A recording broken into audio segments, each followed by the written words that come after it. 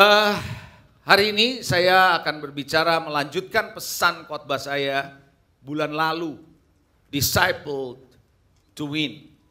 Tapi saya mengambil subtema hari ini adalah Align with God's Pattern. Bagaimana saudara dan saya perlu diselaraskan atau menjadi selaras dengan polanya Tuhan. Saudara, sejak awal tahun saya merasa bahwa Tuhan banyak berbicara mengenai pola.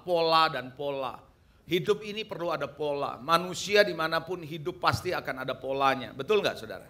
Ya, kalau Anda nggak mengikuti pola Tuhan, pasti Anda mengikuti pola yang lain. Karena tidak ada kekosongan, tidak ada kevakuman dalam hidup ini. Saya sangat percaya itu saudara. Nah Bapak Ibu Saudara, untuk bisa menang dalam hidup ini, untuk bisa menjadi serupa dengan gambaran anaknya Yesus Kristus, Anda mesti mengerti bahwa panggilan tertinggi orang Kristen bukan ibadah. Saya ulangi, panggilan tertinggi orang Kristen bukan beribadah saja, bukan melayani saja. Walaupun beribadah penting, melayani penting.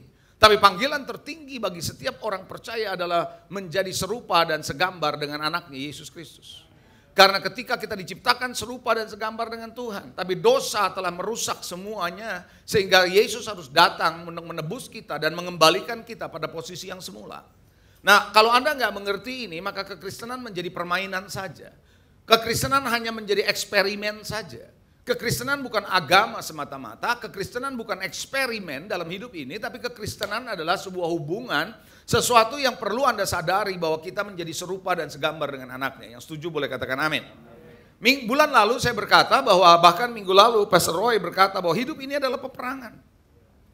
Peperangannya bukan melawan darah dan daging, bukan sesuatu yang kelihatan, tetapi peperangan ada di pikiran saudara. Peperangan dengan sistem kepercayaan, peperangan dengan nilai-nilai hidup ini, peperangan dalam hal gaya hidup, ideologi, dan seterusnya. Karena itu saudara yang dikasih Tuhan, benar kata Tuhan bahwa peperangan kita bukan melawan darah dan daging, melawan roh-roh jahat di udara. Roh-roh jahat di udara mengambil kesempatan mendukung sosial media yang ada hari ini untuk membuat kita terus ada dalam peperangan dalam waktu ke waktu. Hari ini saya mau menyadarkan saudara. Saya ulangi, sehari ini saya mau menyadarkan saudara. Bersyukur kalau Anda sudah sadar, tapi kalau Anda yang belum sadar, saya perlu sadarkan bahwa Anda ada di titik peperangan mulai hari ini dan seterusnya. Bahkan dari kemarin sebenarnya, dari waktu-waktu sebelumnya, Anda mesti tahu bahwa you are in the war zone. Anda dalam zona perang tiap hari. Perang antara ideologi dunia, perang dengan informasi dunia, dengan apa yang dunia tawarkan pada saudara, itu terjadi peperangan di pikiran saudara. The battle is in your mind. Halo? Amin. Saya mau tunjukkan satu ayat yang bulan lalu saya sudah sampaikan, tapi saya rasa saya perlu bagikan ini kembali kepada saudara. Bahwa kita sedang berperang melawan ilah zaman ini. Yang membutakan banyak orang sehingga orang tidak bisa melihat Injil keselamatan. Mari kita lihat 2 Korintus 4 ayat 3 sampai dengan ayat yang keempat. Firman Tuhan bilang begini, jika Injil yang kami beritakan masih tertutup juga, maka ia tertutup untuk mereka yang akan binasa. Kenapa? Yaitu siapa yang akan binasa? Mereka yang tidak percaya. Saudara, orang bisa percaya atau tidak percaya, dari ayat ini kita bisa lihat, karena pikiran saudara dan pikiran saya dibutakan atau tidak. Kalau orang yang pikirannya dibutakan, sulit untuk percaya kepada Yesus.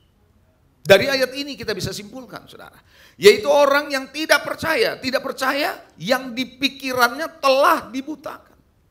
Siapa yang membutakan pikiran saudara dan saya, kalau kita tidak berjaga-jaga? Ilah zaman ini, betul nggak saudara? Karena di sana dikatakan bahwa pikirannya dibutakan oleh ilah zaman ini. Sehingga mereka tidak melihat cahaya Injil tentang kemuliaan Kristus yang adalah gambaran Allah. Jadi Bapak Ibu Saudara, Anda dan saya bisa tidak percaya karena ilah zaman ini membutakan pikiran saudara. Anda bisa berkata begini, saya sudah percaya sama Tuhan. Oke, Anda percaya sama Tuhan Yesus. Pertanyaan saya, apakah kita bisa mempercayai semua kebenaran yang Tuhan bagikan dalam hidup kita? Yang Tuhan berikan yang ada di Alkitab. Enggak semua kebenaran kadang-kadang kita bisa percaya. Kenapa? Kita masih ada bagian yang dibutakan oleh ilah zaman ini.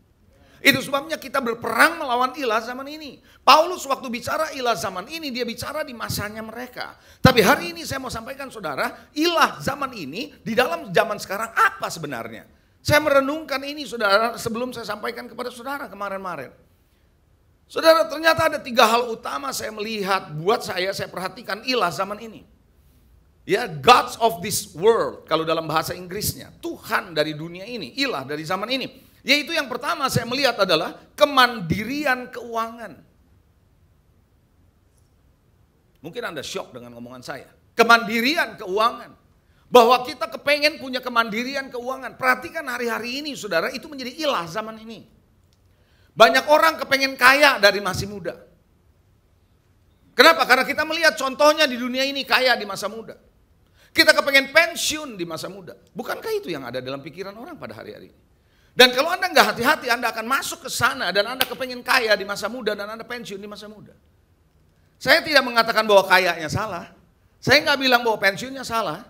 Tapi saudara yang dikasih Tuhan, buat apa saudara kaya, buat apa saya kaya, buat apa kita pensiun, buat apa kita kaya, kalau nggak berguna buat kerajaan. Halo? Saya selalu bilang, buat apa umur panjang kalau nggak ada berguna? Why? Saudara, kita diberikan umur panjang, kita diberikan kesehatan, kita diberikan kekayaan, kita diberikan saudara yang namanya kehidupan, itu semua adalah for the sake of the gospel and the kingdom of God.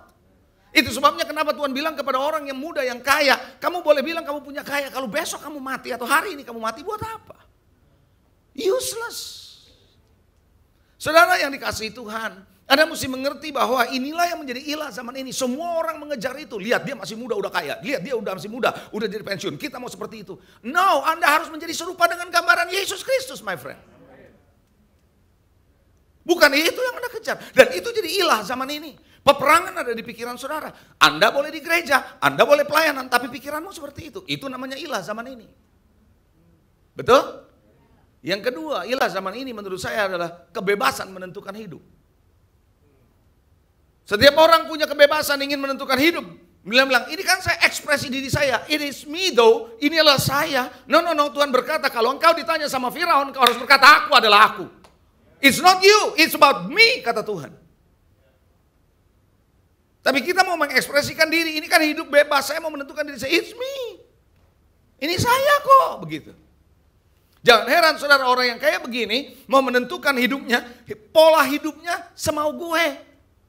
Suka-suka gue dong, gue maunya begini, mau apa saudara? No, you are not living alone. Anda tidak hidup dalam dunia ini sendirian. Anda adalah makhluk sosial yang berinteraksi dengan orang lain. Hidup saudara, hidup saya mempengaruhi orang lain.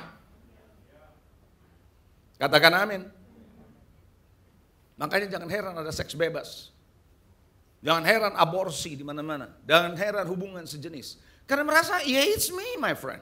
Saya mau begini, ini ekspresi diri saya. Nah. Anda mengekspresikan Kristus yang dalam diri saudara. Betul atau enggak? Makanya Paulus berkata, aku merasa sakit bersalin lagi sampai rupa Kristus nyata di dalam hidupmu. Dia berkata kepada jemaat di Galatia. Jangan heran budaya, nilai yang ada dalam dunia ini itu menjadi merasuk kebanyakan kehidupan orang Kristen. Kalau Anda tidak berjaga-jaga, Anda akan ada di posisi yang kalah. Apalagi ilah zaman ini. Kecerdasan dan kreativitas itu menjadi ilah zaman ini. I'm telling you, saya melihat 3 hal utama ini. Anda mungkin bisa temukan yang lain, tapi saya melihat 3 hal utama ini. Kecerdasan dan kreativitas. Saya bukan berarti bahwa menolak yang namanya cerdas. Bukan itu. Kreatif saya menolak, bukan itu. Tapi saya mau beritahu saudara, hari-hari ini betapa orang mengagungkan artificial intelligence. AI, kecerdasan buatan, aplikasi yang hebat, itu berlomba-lomba orang mencoba di situ. Dan tanpa disadari saudara yang dikasih Tuhan, kita mengagungkan itu lebih daripada kebenaran firman. Logika lebih kuat saudara. Kritis dalam berpikir, gak salah kritis dalam berpikir. Tetapi banyak kali orang kritis berpikir landasannya karena tidak percaya. Saudara, kalau Anda punya landasan percaya sama Tuhan, kritis itu menolong saudara. Tapi kalau Anda punya landasan goyah, nggak punya dasar percaya sama Tuhan, Anda justru kekritisan saudara mengganggu Anda punya iman. Anda paham gak sih maksud saya? Coba siapa yang mengerti lambaikan tangan saudara. Be careful dengan ilah zaman ini, the God of this world. Jadi saudara yang dikasihi, kita nggak bisa netral. Sekali lagi saya ulangi, Anda dan saya nggak bisa netral dengan dunia ini. Nggak bisa netral. Kalau Anda netral, Anda akan bablas, akan ke bawah. Makanya Alkitab berkata, jangan berdiri di jalan orang berdosa. Mazmur pasal 1, begitu ayatnya. Kenapa berdiri di jalan orang berdosa? Anda netral. Orang-orang lewat, hidup dalam dosa, sekali waktu akan menyinggung saudara, membuat saudara, Anda tidak get away from that road, Anda tidak keluar dari jalan orang berdosa, Anda akan berbuat dosa suatu hari. Jangan duduk di antara pencemooh. Kenapa? Itu jangan sampai netral di tengah mereka. You have to go out from that. Anda ngerti maksud saya?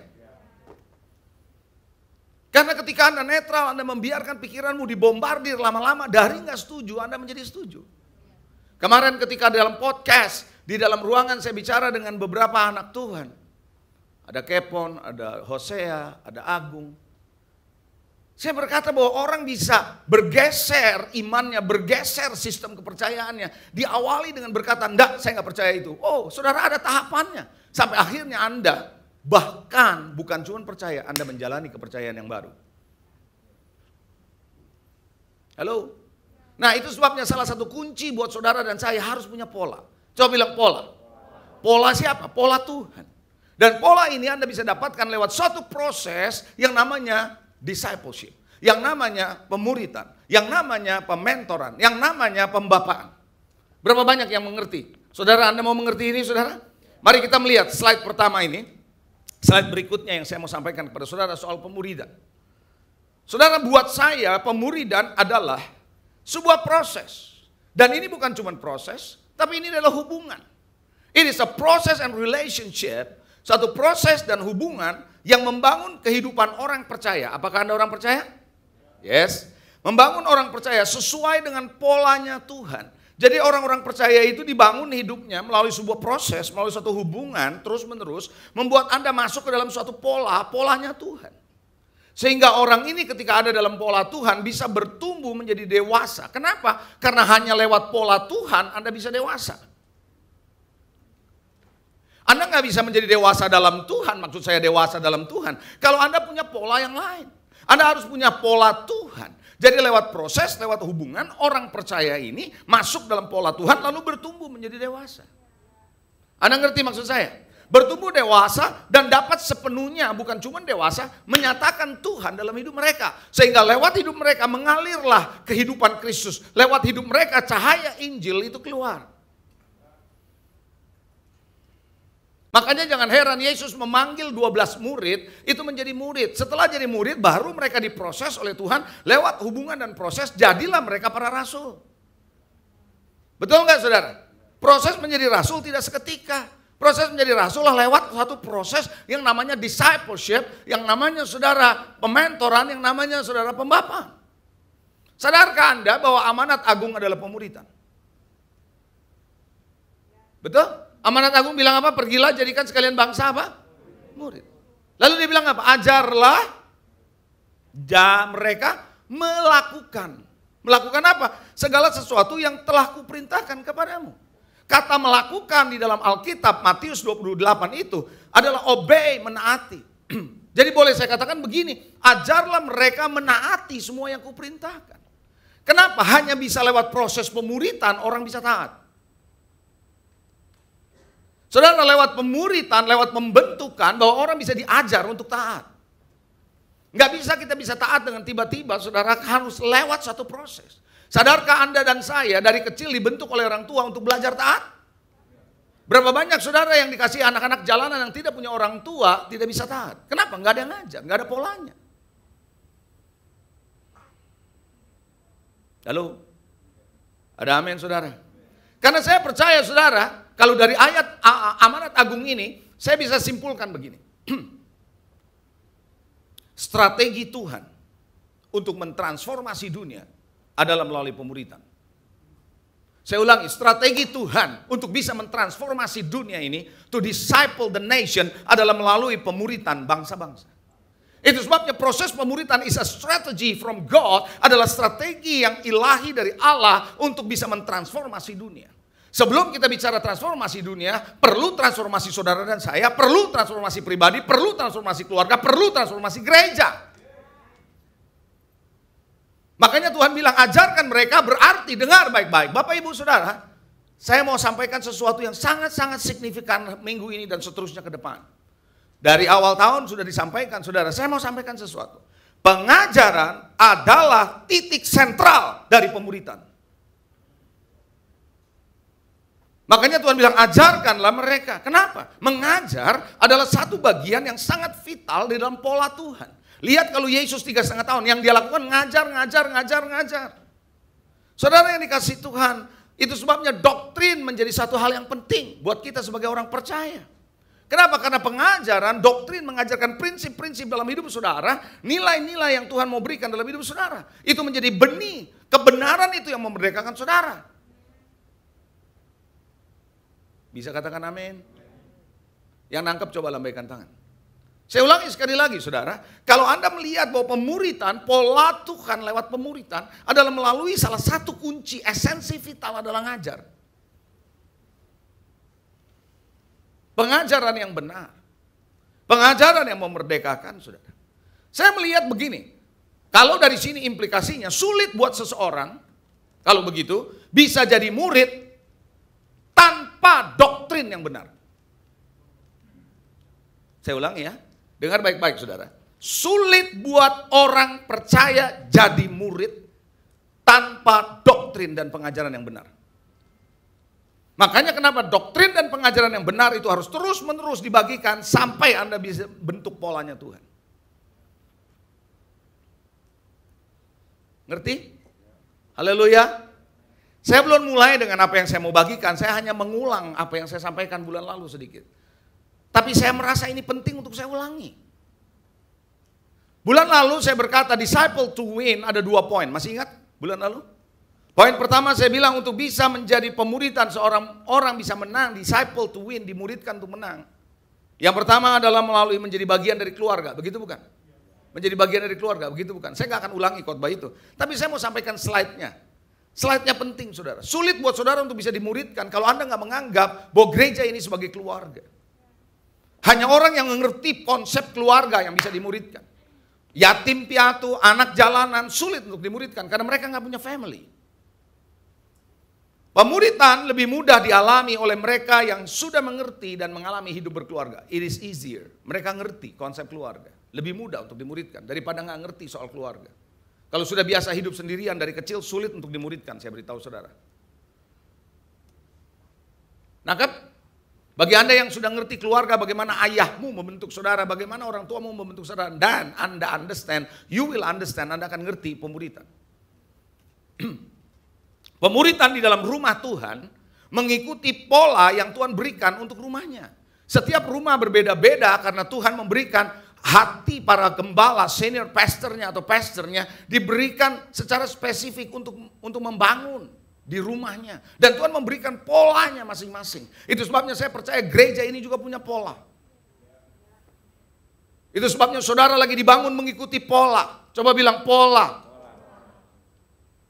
Orang yang memiliki roh independen, yang mau jalan sendiri, pikiran sendiri, mutus sendiri, semuanya diri sendiri adalah orang yang sulit untuk dimuridkan. Nggak mau dimuridkan karena merasa ilah zaman ini sudah berkuasa, menentukan hidup sendiri. That is an independent spirit. Itu yang pertama ya, bulan lalu ya. Yang kedua, saya cepat aja saudara, karena saya mau masuk pada poinnya. Yang kedua, mempercayakan diri kepada seorang pemurid atau mentor. Betul? Yang kedua seperti itu, ya kan? Oke, saya nggak akan bahas itu. Anda kalau mau dengerin lagi aja khotbahnya. Nah hari ini saya akan bicara align with God's pattern. Bagaimana Anda bisa selaras dengan polanya Tuhan. Siapa yang kepengen selaras dengan polanya Tuhan? Anda siap? Halo? Anda siap? Kayaknya khotbah saya ini, kalau saya lagi siapin khotbah ini khotbah yang nggak populer. Banyak orang Kristen gak suka khotbah kayak begini. Tapi Anda suka gak suka, mesti dengar. Coba bilang begini, suka gak suka, saya perlu, coba bilang gitu.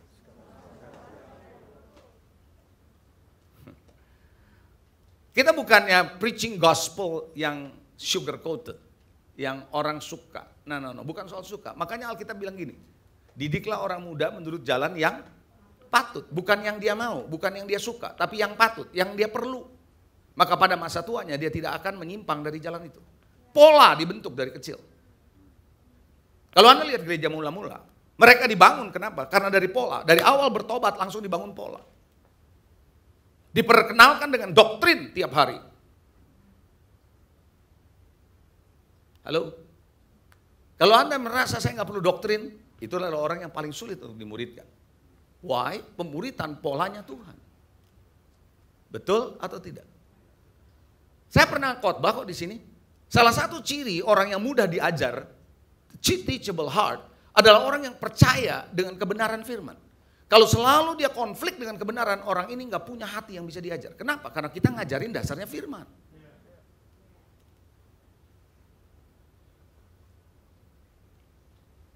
Beberapa minggu yang lalu, 2 minggu yang lalu ya, Raymond pernah khotbah di sini. Dia bilang seringkali orang argumen sana sini, terus dia bilang begini. Terakhirnya dia bilang, well, kita harus berkata the word say so. Saya nggak bisa lupa dia ngomong begitu. The word say so. Firman Tuhan bilang begini, itu final. Setelah selesai, kita siang di rumah makan. Saya bilang sama Raymond, sadar nggak kamu ngomong begitu? Ada sebabnya juga tanpa kamu sadari. Itu terbawa dari hidup. Raymond itu kalau dari kecil, saya cerita sedikit saudara ya. Bukan untuk mempermalukan, enggak. Ini bukan untuk mempermalukan kok, enggak. Menjelaskan. Dia itu dari kecil ya, suka berdebat. Saya ngomong, dia debat. Saya coba jelasin dengan akal saya, dengan ini, enggak masuk-masuk. Sulit. Karena dia cerdas. Saudara, orang yang suka debat nanya, biasanya punya kecerdasan, saudara. Kalau yang nggak nanya kadang-kadang ya. Nah saudara, lalu saya bilang, waduh gimana ngadepin anak ini? Saya buka Alkitab, saya kasih dilihat, firman Tuhan bilang begini. Stop tuh dia. Saya akhirnya tahu, oh begitu caranya. Jadi setiap kali apapun, saya kasih tahu, ini ayatnya, dia diem. Nggak pernah lagi debat setelah dia lihat ada firmannya begitu. So apa yang terjadi saudara? Kalau Anda percaya kepada firman, baru Anda bisa diajar. Betul atau enggak? So, yang pertama, bagaimana caranya align with God's pattern? Number 1, penyelarasan landasan hidup. Enggak mungkin Anda bisa punya align with God's pattern kalau landasan hidup saudara lain daripada apa yang Tuhan mau. Anda mesti tahu bahwa landasan ke gereja dibangun adalah di atas batu karang ini. Di atas batu karang ini bicara soal pewahyuan, because there is not flesh and blood that reveal to you high. Di Tuhan berkata kepada Petrus, but my Father, bahwa Allahku, Bapakku yang memberitahu ini, pewahyuan akan Kristus Yesus itu menjadi strong foundation buat saudara dan saya. Rasul Paulus berkata, aku adalah ahli bangunan yang cakap, dan aku sudah membangun landasan, yaitu Kristus Yesus. Dan Paulus berkata di kitab Efesus bahwa bangunan Allah dibangun dengan landasan para rasul dan nabi, dengan batu penjurunya, batu ukurannya, batu standarnya adalah Yesus Kristus. Jadi saudara harus perhatikan baik-baik, kalau Anda mau menjadi orang yang bisa align with God's pattern, landasan hidup saudara harus Kristus Yesus. Pengenalan akan Yesus Kristus, pewahyuan akan Yesus Kristus, dasarnya adalah di situ. Bukan landasan yang bisa tergoncangkan, tapi landasan yang tidak tergoncangkan. Batu karang itu. Upon this rock I will build my church. Itu sebabnya kenapa di seminar saya di sekolah pelatihan apostolik atau Smart Center ada satu modul yang namanya Building a Church on the Rock. Bagaimana membangun gereja di atas batu karang. Sewaktu-waktu nanti di dalam tahun ini mungkin saya akan mulai mengajarkan kepada Anda modul ini. Bit by bit buat saudara. Bapak ibu saudara yang dikasihi Tuhan. Banyak orang hari ini membangun landasan kehidupannya. Kristen enggak? Kristen. Ke gereja enggak? Ke gereja. Pelayanan enggak? Pelayanan. Tapi landasannya bukan Yesus. Sorry to say. Landasannya harta, uang. Kemarin karena rekaman bicara soal keuangan keluarga, saya bicara, berapa banyak kita berpikir bahwa masa depan kita ditentukan oleh passive income. Saya nggak menentang passive income, silakan aja Anda punya passive income. Tapi passive income saudara yang paling penting adalah tidak khawatir tentang uang. Anda punya passive income, tapi Anda khawatir, nggak ada gunanya, saya beritahu saudara. Halo? Ada amin saudara? Bukan harta, bukan ketenaran, bukan kenyamanan, bukan kesuksesan, bukan uang. Karena semua itu bahkan Alkitab bilang bahwa uang itu bisa terbang punya sayapnya. It is not the basic. Your basic is Christ. In you the hope of glory. Bahwa Kristus yang ada dalam diri saudara adalah pengharapan kemuliaan. Bisa katakan amin? Nah, saya mau tanya dulu saudara sebelum saya lanjutkan. Siapa yang percaya, baik di ruangan ini maupun yang menyaksikan lewat streaming, kalau Anda adalah hamba Tuhan? Yang percaya angkat tangan. Yang percaya dirinya hamba Tuhan, angkat tangan tinggi-tinggi. Saya nggak bilang Anda pendeta ya, tapi Anda hamba Tuhan. Coba sekali lagi, yang percaya Anda hamba Tuhan. Oke. Banyak orang tidak mengerti konsep yang sederhana ini. Banyak orang berpikir dia cuma orang Kristen biasa. Makanya saya ke gereja kok saya mah Kristen biasa. Anda adalah hamba Tuhan. Anda adalah anak Tuhan yang hidupnya tergantung sama. Kalau kita tidak melihat diri kita hamba Tuhan, kita tidak melihat diri kita hamba Allah, kita tidak melihat diri kita anak Tuhan, sebagai anaknya maka kita akan mengandalkan kekuatan kita sendiri. Makanya sebagai hamba Allah, Anda mesti membangun landasan mengandalkan Tuhan. Coba bilang mengandalkan Tuhan. Selain Anda punya basic adalah Christ sebagai Kristus batu karang Anda, pewahyuan akan Kristus Yesus, pengenalan akan Kristus Yesus. Karena hidup saudara tersembunyi di dalam Dia, ketika Kristus dinyatakan, hidupmu dinyatakan, kata firman.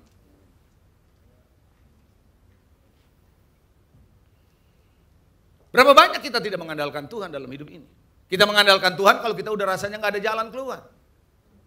Halo? Saudara, di dalam Ulangan pasal 1 ayat 41 sampai 46, saya hanya tunjukkan ayatnya, saya nggak akan bacakan semua. Tapi ini adalah sebuah cerita bagaimana bangsa Israel mengalami kekalahan ketika Tuhan bilang sama Musa, kasih tahu bangsa Israel untuk kembali ke padang gurun, jalan ke sana di Laut Teberau. Enggak, mereka mau naik ke pegunungan, mau perang. Dan Musa bilang, jangan ikut perang karena aku tidak ada di situ. Tapi mereka percaya diri, saking percaya diri, mereka mau perang karena mereka rasa mereka bisa. Berapa banyak orang Kristen kayak begitu modelnya, karena kita dicekokin. Saudara ngerti dicekokin gak? Saudara ngerti gak kata dicekokin? Tahu ya? Saudara, Anda terus-menerus dibombardir oleh pembicara, motivator yang mengatakan kita perlu percaya diri. Sekali Anda percaya dirimu, Anda bisa lupa percaya sama Tuhan, tahu? It's not about your self-confidence, it's about Jesus in you, that you confidence in Jesus in you. Karena kita percaya pada diri kita punya duit, kita punya teman, kita punya sahabat, kita punya bisnis, maka kita percaya diri, kita rasa kita bisa. Itu sebabnya mereka kalah. Mereka kalah datang sama Musa nangis-nangis.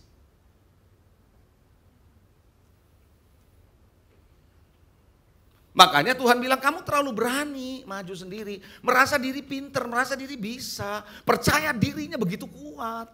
Saudara tahu saudara, makin kita percaya diri, makin kita tidak mengandalkan Tuhan dalam hidup ini. Makanya saudara, landasan saudara harus dibangun percayanya sama Tuhan. Makanya di dalam Yesaya 31 ayat 1 Tuhan bilang apa? Celakalah orang yang pergi ke Mesir minta pertolongan. Mengandalkan kuda-kuda, percaya sama keretanya, percaya kepada apa yang Mesir sedang bangun, percaya apa yang dunia sedang bangun. Sementara Anda harus tahu tadi lagu berkata bahwa it will dim, itu akan lenyap, itu akan sirna. Tapi kita lebih percaya pada itu, we go for that more than go for God. Saya kepengen saudara dan saya menjadi orang Kristen yang militan. Bahasa yang lebih tepat militan daripada radikal. Karena hari ini radikal jadi negatif. Anda harus jadi orang Kristen yang militan. Gak ada pilihan saudara. Anda gak bisa menjadi orang Kristen, ya pokoknya saya ngikut aja. No, Anda bukan orang Kristen, ikut arus. Betul gak? Jangan pergi ke Mesir kata Tuhan melalui Yesaya. Dengan tidak memandang kepada yang Maha Kudus Allah Israel dan tidak cari Tuhan. Tidak andalkan Tuhan, yang diandalkan adalah kuda Mesir, keretanya. Wah lihat tuh hebat, lihat perusahaannya, lihat begini, lihat mobilnya. Your life is not determined by all those things, but your life and my life, hidup saudara, hidup saya ditentukan oleh Kristus Yesus, kuasa yang ada dalam hidup saudara. Saya ngomong begini, saya bukan against all that. Tapi Anda bukan hidup karena itu. Betul nggak? Kita datang telanjang, kita pulang telanjang. Kita bisa miliki segala sesuatu itu karena ada hidup dari Tuhan. Bisa katakan amin? Belajar dari Musa dong. Yang berkata dalam Keluaran 33 ayat 15 sampai 16, Musa bilang begini. Dalam Keluaran 33, 15, 16 saya bacakan. Berkatalah Musa kepada Tuhan, jika engkau sendiri tidak membimbing kami, jangan suruh kami berangkat dari sini. Tuh, Musa tuh sebagai hamba Allah yang ngerti betul dia tidak bisa hidup tanpa Tuhan. Berapa banyak orang Kristen hari ini, maaf saya ngomong apa adanya, berapa banyak orang Kristen hari ini yang ke gereja bahkan, melayani bahkan bisa hidup tanpa Tuhan.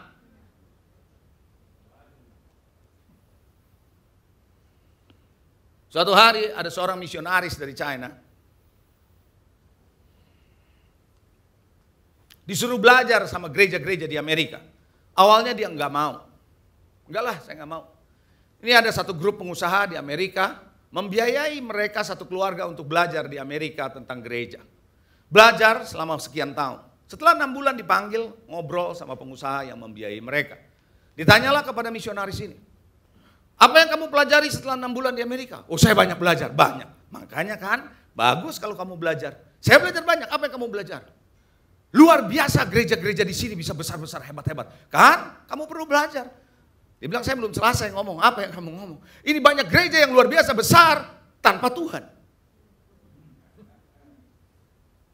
Bahwa mereka bisa melakukan sesuatu tanpa Tuhan. Benarlah Billy Graham berkata, almarhum berkata apabila Roh Kudus diangkat dari gereja-gereja di Amerika, dia ngomong konteksnya Amerika, dia nggak ngomong yang lain karena dia orang Amerika. Kalau Roh Kudus diangkat dari gereja di Amerika, 90% gereja-gereja berjalan sebagaimana biasanya. Hanya 10% yang kolaps. Artinya apa? 90% gereja-gereja tidak mengandalkan Roh Kudus.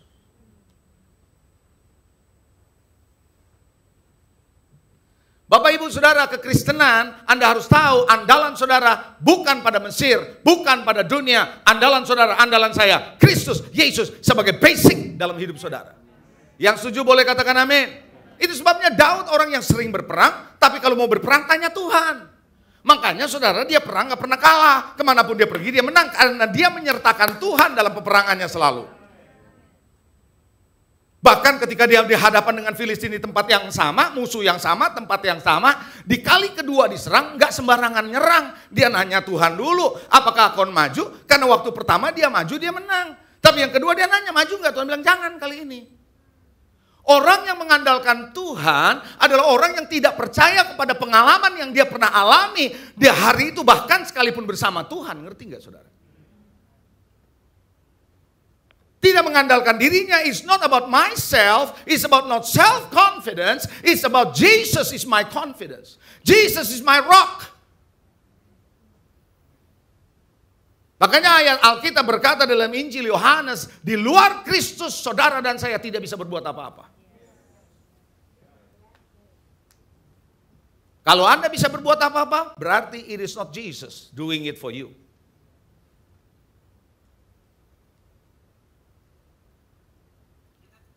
Ini, Anda siap nggak sih saya ngomong lebih lanjut? Hah? Kan tadi saya bilang ini nggak populer nih. But kalau kita mau jadi murid, kita mau jadi orang dewasa, kita mau tumbuh, Anda harus dengar doktrin pengajaran yang membangun saudara. Bisa katakan amin? Anda siap? Anda siap nggak? Bener nih? Halo? Jangan pernah ngomong kalau Anda dalam bisnis Anda diberkati terus Anda bilang Tuhan memberkati bisnis saya. Kalau Anda nggak pernah libatkan Tuhan dalam bisnismu. Don't tell me bahwa God bless my business kalau engkau tidak pernah libatkan Tuhan dalam bisnismu. Yang Anda pakai adalah cara dunia. Tapi karena Anda Kristen, maka Anda mengkristenkan bisnismu. Oke, karena Pastor Lewi yang minta ulang, saya ulang. Sebenarnya nggak ada siaran ulangan. Karena kita Kristen di gereja, maka kita mengkristenkan bisnis kita. Padahal that business is not God involved in that. Tapi kita bilang Tuhan menyertai bisnis saya. Tapi kita sendiri nggak pernah libatkan Tuhan. Bisnis kita Spanyol. Tahu Spanyol? Sparonyolong. Bisnis kita PT-nya Tisani. Tahu Tisani? Tipu sana, tipu sini. But we say this is God bless me. No, that is not God. Tuhan tidak terlibat di sana.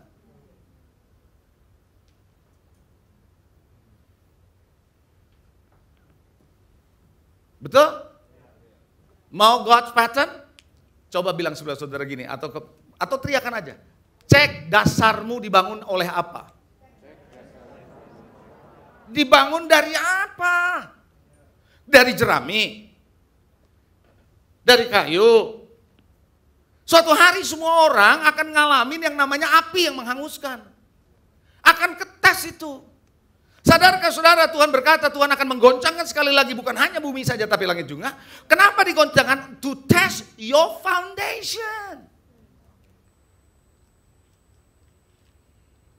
Saya kan pernah cerita, pohon mangga di depan rumah saya roboh. Nggak ada angin, nggak ada hujan, nggak ada apa, dia roboh. Bukan nggak ada buahnya, buahnya gede-gede, berat. Nggak tahan, dia roboh. Kenapa dia roboh? Karena ternyata akarnya tidak dalam, tidak panjang, dan kecil. Saudara, it's not about fruit, it's not about apa yang kau hasilkan, but how deep is the foundation.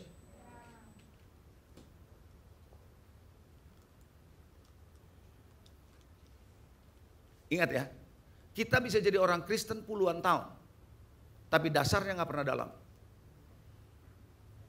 Saya ulang ya, kita bisa jadi orang Kristen puluhan tahun bahkan dari perut mama. Keluar sudah bukan tapi begitu keluar haleluya. Walaupun kita dari keluarga Kristen, walaupun kita puluhan tahun jadi Kristen, belum tentu the root is so deep.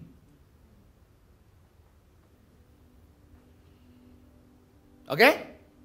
Karena waktu kita lanjut yang kedua. Padahal saya masih mau ngomong soal landasan, karena ini landasan penting.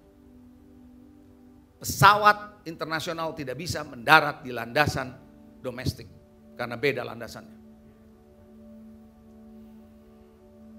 Yang kedua, penyelarasan cara pikir dan cara hidup. Selain landasan Anda harus diselaraskan, harus dirombak kata Tuhan. Check your foundation now. Before the great shaking akan tiba. Penyelarasan cara pikir, cara hidup. Paulus bilang aku punya pikiran Kristus. Wow, dia berani ngomong aku punya pikiran Kristus. Karena hidupnya, pikirannya dipenuhi oleh pikiran Kristus. Saudara dan saya harus dipenuhi oleh pikiran Kristus.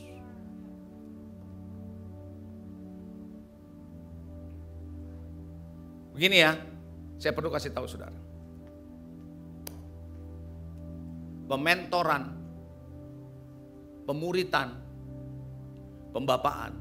Saya ulangi, pemuritan, whatever you name it, pemuritan, pementoran, pembapaan tidak akan pernah efektif. Saya ulangi ya, pelan-pelan saya ngomong nih.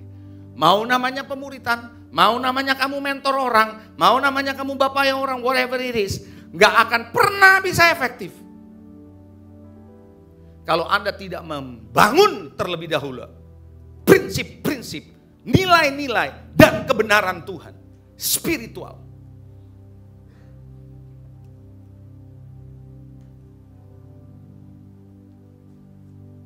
Kemarin di ruang podcast saya bicara sama orang-orang muda yang hebat. Sadrak, Mesak, Abednego. Saya bilang, jangan sampai kalian mengajarkan orang di bawah Anda. Hanya mengajari how to handle life, but not giving them how to go with God. Jangan hanya diajarin saudara hal-hal yang menangani praktikal dalam hidup ini. Itu gak penting emang, penting. Tapi kalau mereka bisa menangani yang praktikal dalam hidup, tapi mereka gak tahu bagaimana how to meet their God.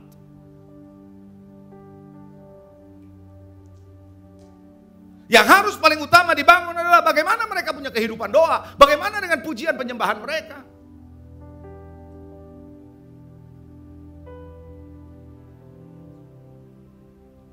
Hal-hal yang spiritual. Bagaimana mereka bisa berjalan mendengar suara Tuhan. Bagaimana mereka bisa belajar berpuasa. Kita mau puasa.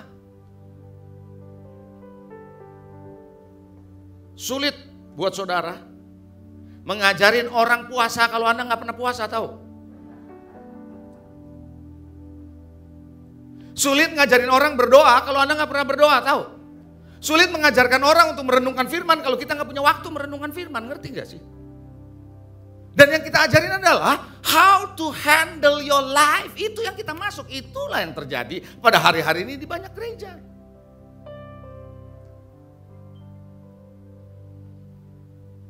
Bagaimana mendoakan orang? Oh, waktu saya awal-awal bertobat, saudara, nggak ada tuh caranya 1, 2, 3. Langkahnya 1, 2, 3, nggak ada 1, 2, 3, 4, 4, nggak ada. Yang ada adalah Holy Spirit ada pada kita, ada orang baru doain. Kita nggak tahu doanya, doain. That's the way. Doa sama-sama, puasa sama-sama, dengar suara Tuhan sama-sama. Itu yang harus dibangun duluan.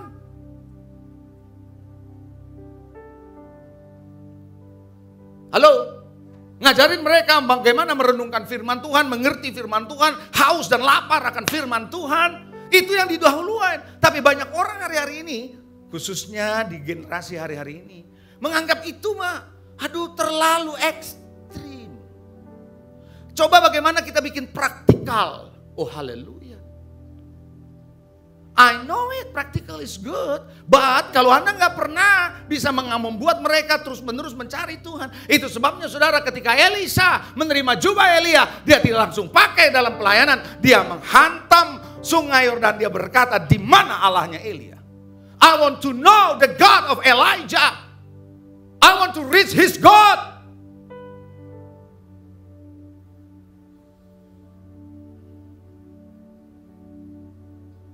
Amin. Bagaimana dengan kehidupan rohani Anda hari-hari ini? Cara hidup saudara, cara pikir saudara, sangat dipengaruhi dengan kerohanian saudara. Believe it or not. Makanya orang yang kehidupan rohaninya terus-menerus tidak pernah constant, tidak pernah diajari untuk membangun hidupnya in the spiritual life. Makanya jangan heran, problem demi problem terus harus diselaraskan dari waktu ke waktu. And you think you teach them?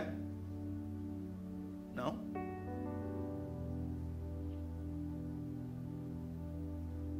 Anda cuma mengoreksi apa yang salah dari hidup mereka. Anda perlu membangun hidup mereka in the spirit.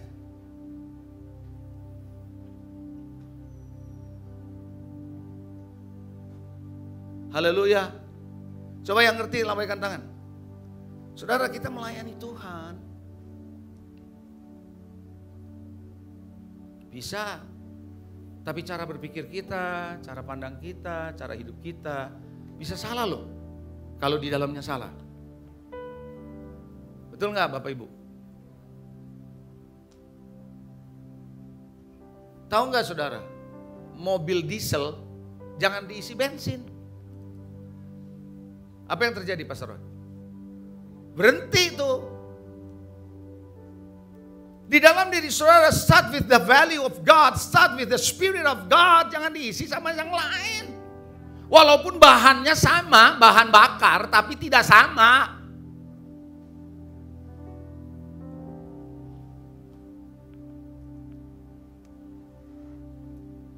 Betul atau tidak?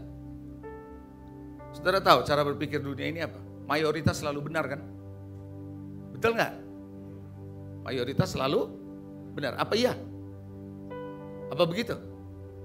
Minoritas selalu belum tentu benar. Begitu kan pemikiran dunia? Iya, dunia berpikir begitu. Silakan aja. Tapi Tuhan nggak bilang begitu. Malah Tuhan bilang begini, Musa, you and me enough.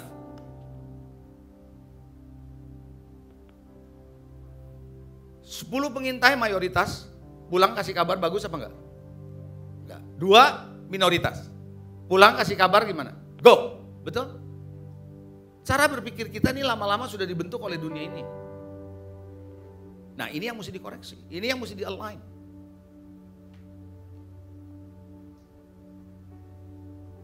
Sebagai hamba Allah, yang merasa dirinya hamba Allah, sekali lagi angkat tangan. Yuk kita baca ayatnya. 1 Petrus 2 ayat 11. Ada 2 bagian ayat yang saya mau berikan. Nanti saya tutup dengan satu poin aja tanpa saya jelasin terlalu detail karena waktu ya. Sebagai hamba Allah, mari kita belajar di dalam 1 Petrus 2 ayat 11. Saudara-saudaraku yang kekasih, aku menasihati kamu supaya sebagai pendatang dan perantau, kamu menjauhkan diri dari keinginan-keinginan daging yang berjuang melawan jiwa. Kenapa Petrus sampai bilang sebagai pendatang dan perantau? Siapa yang dimaksud pendatang dan perantau? Apakah mereka adalah pendatang dan perantau? Maksudnya begini, kamu harus tahu karena Anda adalah hamba Allah, stationmu yang terakhir, posisimu yang sebenarnya bukan di bumi ini. Kamu adalah, kalau Paulus bilang apa? Warga negara kerajaan surga. Jadi kamu sebenarnya tuh tempatmu tuh yang benar tuh di surga. Kamu ada di bumi ini cuma jadi perantau. Cuma menjadi seorang pendatang, ngerti gak maksudnya? So, kalau jadi pendatang, kalau jadi perantau, punya mentalitas sifatnya temporer. Jangan terikat. Betul atau tidak? Siapa yang suka Bali? Angkat tangan. Suka dengan Bali. Apalagi dibayarin, coba. Luar biasa. Saudara di Bali, Anda suka di Bali, Anda senang, tapi Anda bukan tinggal di situ kan? Kelamaan di Bali lama-lama juga Anda merasa bosen kan? Anda mau balik lagi ke Jakarta. Why? Because tempat tinggalmu di Jakarta. Sadarkah saudara dan saya orang Kristen di dunia ini jadi perantau? Kalau Anda menjadi perantau, makanya saudara harus tahu cara berpikir saudara. Bahwa hidup di dunia ini sementara. Halo? Anda tidak terikat dengan dunia ini. Dan Anda tidak terhisap dengan dunia ini. Oh, come on.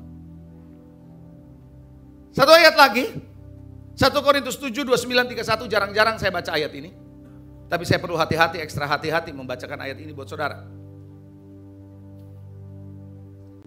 Terutama bagi Anda suami-suami yang punya masalah dengan istri. Ya, enggak lah ya.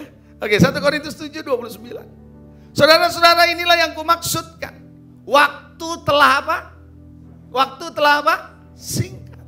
Karena itu, dalam waktu yang masih sisa ini, kata Paulus, orang-orang yang beristri harus berlaku seolah-olah mereka tidak beristri.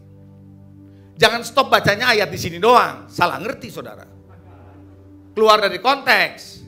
Baca dulu ayat 30. Dan orang yang menangis seolah-olah tidak menangis. Orang yang bergembira seolah-olah tidak bergembira. Orang yang membeli seolah-olah tidak memiliki apa yang mereka beli. Pendeknya, orang-orang yang mempergunakan barang-barang duniawi seolah-olah sama sekali tidak mempergunakannya. Sebab dunia seperti yang kita kenal sekarang akan berlalu. Paham gak? Maksud Paulus tuh gini, don't become a settler in this world. Jangan menjadi seorang yang penetap di bumi ini. Sementara. Bukan berarti Anda nggak peduli dengan istri dan keluargamu, bukan itu. Tapi engkau harus tahu Anda tidak terikat dengan itu, engkau terikat dengan Tuhan, itu maksudnya. Tetap Anda bertanggung jawab dengan keluargamu. Tapi engkau harus seolah-olah lepas, Anda tidak terikat kepada apapun yang ada di dunia ini. Anda hanya terikat dengan Tuhan. Kenapa? Anda hamba Allah.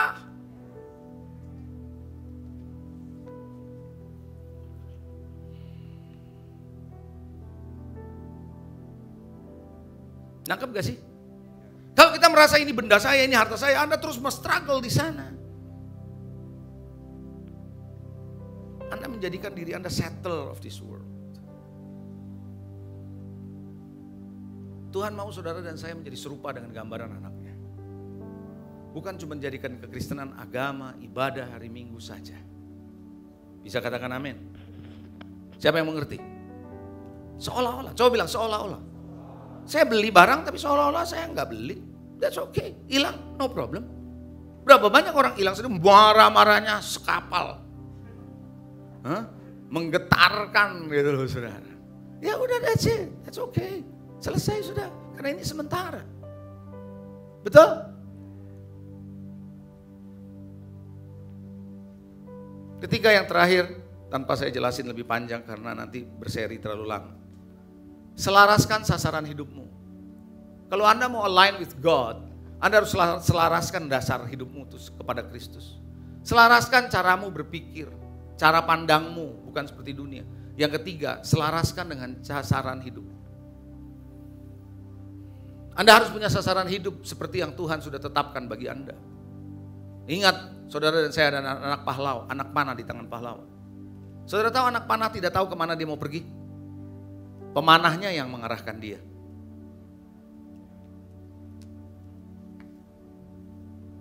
Makanya Alkitab tidak heran berkata kita hidup bukan untuk diri kita sendiri, kita hidup untuk Tuhan. Kita mati untuk Dia. Setuju? Betul? Hidup buat Tuhan, mati buat Dia. Jika kita hidup, hidup buat Tuhan. Kita mati, mati untuk Tuhan. Anda denger itu kayaknya, siapa yang bisa kayak begitu, Pak?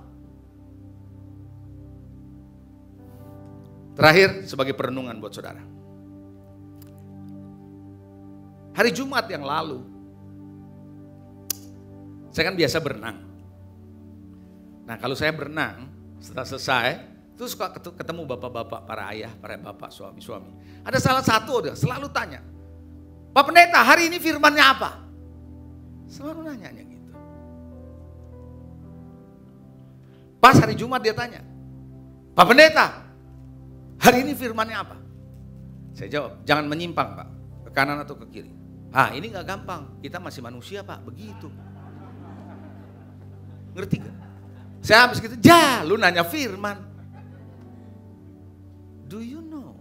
Anda ketawa begitu, kita orang Kristen kadang-kadang berpikir begitu. Pastor punya khotbah, itu cocok buat pastor, bukan buat kita. Ngerti gak sih? Itu buat pendeta, buat pastor, cocok. Buat kita gak sama pastor. Who said so? Siapa yang bilang begitu? Siapa yang mau masuk surga angkat tangan? Coba yang mau masuk surga angkat tangan, coba I tell you. Kenapa Anda gak bilang itu cuma buat pendeta? Why is it for you? Kenapa bilang itu cuma buat pendeta? Pendeta bisa begitu, kita mah anak Tuhan yang biasa-biasa aja. Maksud lu apa? Coba saya mau tanya lagi. Boleh ya? Perenungan, ini perenungan terakhir. Alkitab menurut saudara, firman Tuhan menurut saudara, perlu dijalankan hanya untuk pendeta doang atau semua orang percaya? Yang bilang cuma pendeta doang, angkat tangan. Oke, yang bilang semua kita harus menjalaninya, angkat tangan. So, whatever I tell you, whatever I teach you, ngajarin saudara, bukan karena ini levelnya buat senior pastor dan para pastor. Nah, buat kita semua. Kalau Anda cuma bilang begitu, nanti lama-lama Anda akan ngomong begini, blessing hanya untuk pendeta. Yang dipakai hanya pendeta. Yang khotbah hanya pendeta. Maksudnya kita semua. Coba bilang kita semua. Firman Tuhan buat kita semua? Kebenaran buat kita semua? Pikul salib buat siapa? Pendeta doang. Berkatnya buat kami, pikul salibnya pendeta, gitu kan. Buat kami ekspresi diri, buat pendeta sangkal diri, gitu kan. Udah. Mari, saya mau mengajak saudara. Let us be aligned with the pattern of God. Transformasi harus dimulai dari diri kita. Yang setuju katakan amin. Anda siap untuk menjadi orang yang mengalami transformasi? Lalu Anda bilang begini, sulit amat jadi orang Kristen. Enggak sulit.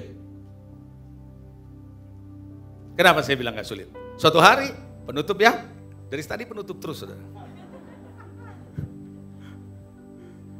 Suatu hari Alkitab bilang begini. Di kitab Wahyu. Bertobatlah. Kembali kepada kasihmu mula-mula. Bertobatlah.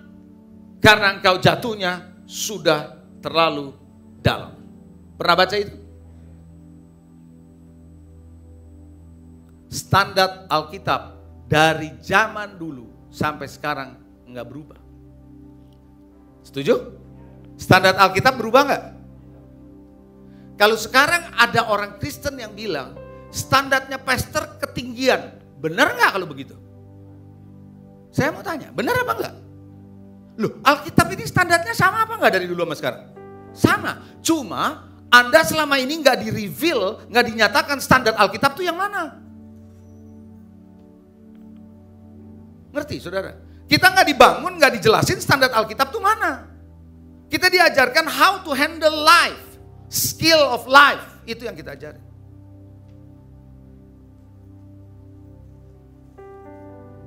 Kalau di agama lain namanya kebaikan.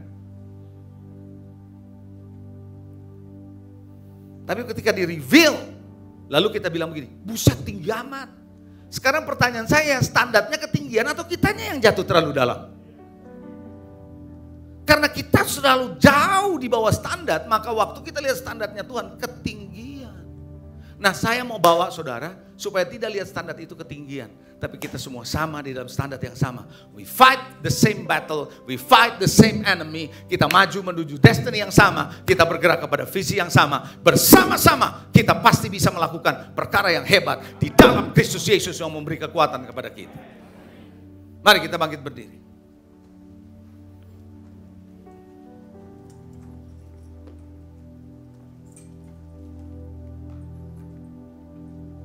Ada dua pokok doa yang perlu didoakan bersama-sama. Yang pertama, Joel, drummer, hari ini diganti tadi. Lagi pusing, lagi lemas. Yang kedua, Papa dari Kristiani Panjaitan, Home dari RMK 1. Saat ini sedang sakit lambung, GERD. Saudara, asam lambung ini di masa pandemi banyak yang ngalami. Karena stres memicu itu.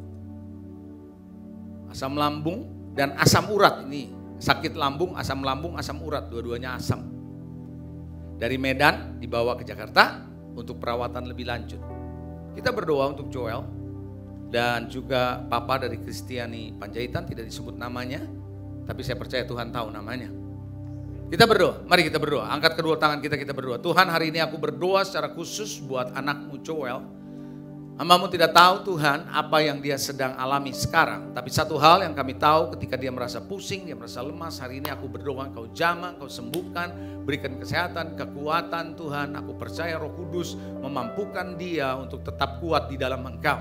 Hari ini Tuhan, kesehatan ilahi ada padanya. In Jesus name, sakit penyakit sembuh di dalam nama Yesus. Tidak ada perkara yang lain selain dari Engkau yang membangun hidupnya. Aku berdoa biarlah Tuhan penyakit itu di dalam nama Yesus sembuh, keluar. Dan tubuhnya sehat kembali Tuhan. Dia bisa bersama-sama dengan kami kembali. Tuhan, aku berdoa untuk Papa dari Kristiani Panjaitan yang punya masalah di lambung dan juga asam urat. Ayo berdoa hari ini Tuhan, Engkau jamah dia, buat dia Tuhan kesembuhan terjadi. Biarlah Tuhan dia juga mengerti bagaimana dia menjalani hidup dengan pola hidupnya. Kami percaya Roh Kudus Engkau memberikan damai sejahtera, sukacita kepadanya. Pengenalan akan Engkau menjadi satu bagian yang penting dalam hidupnya. Perubahan demi perubahan boleh terjadi dalam hidupnya. Tuhan, aku berdoa lewat ini Tuhan, kedua saudara kami boleh mengalami Engkau lebih dahsyat lagi Tuhan. Karena Engkau sedang mempersiapkan harta kekayaan di dalam gelap. The treasure of darkness. Tuhan, aku percaya Tuhan Engkau memberikan mereka Tuhan satu kesempatan untuk boleh melihat Engkau lebih lagi dan lebih lagi. I thank you Lord Jesus. Kami percaya Tuhan firman-Mu yang barusan disampaikan menyadarkan bahwa kami adalah hamba-hamba Allah. Kami bukan hanya orang Kristen biasa yang beribadah, tapi kami adalah hamba-hamba-Mu yang mengandalkan Engkau. Hamba-hamba-Mu yang membangun hidup di atas dasar Kristus. Hamba-hamba-Mu yang mempunyai cara pandang, cara pikir yang sama sebagaimana seorang hamba-Mu. Kami menyelaraskan juga sasaran-sasaran hidup kami. Sehingga apa yang kami kerjakan adalah for the kingdom, for the sake of the kingdom of God. Kami percaya Tuhan, blessing upon blessing akan terjadi pada umat-Mu yang menyelaraskan polanya dengan pola-Mu. Kami percaya Tuhan, favor upon favor, perkenanan demi perkenanan akan terjadi dalam hidup mereka. Tuhan, aku berdoa hari ini kiranya Roh Kudus akan memberikan kekuatan kepada setiap umat-Mu. Hari ini Tuhan, tidak ada satupun yang mampu mengerjakan bagian kami yang kami lakukan kalau tanpa Roh Kudus yang menolong. Tuhan, Roh Kudus akan menolong kami. Your grace is abound in us. Kasih karunia-Mu Tuhan yang terus menguatkan dan memampukan kami Tuhan untuk berjalan di dalam kebenaran-Mu Tuhan. Mari singkapkan mata hati kami, singkapkan telinga kami, singkapkan diri kami, bahwa siapa kami di dalam Engkau, bahwa kami adalah hamba-hamba-Mu yang melihat dunia ini yang bersifat sementara. Kami mengerjakan perkara-perkara ajaib di tengah bumi ini bersama dengan Engkau. Tuhan, terima kasih untuk ibadah ini. Buat setiap kami Tuhan yang hadir maupun yang menyaksikan melalui streaming, berkati. Bapak Ibu, sebelum tinggalkan tempat ini, terima berkat yang besar dari Allah Bapa, kasih setia dari Tuhan Yesus Kristus, persekutuan yang indah bersama Roh Kudus menyertai saudara mulai saat ini sampai selama-lamanya. Yang percaya diberkati Tuhan katakan amin. Happy Sunday. God bless you.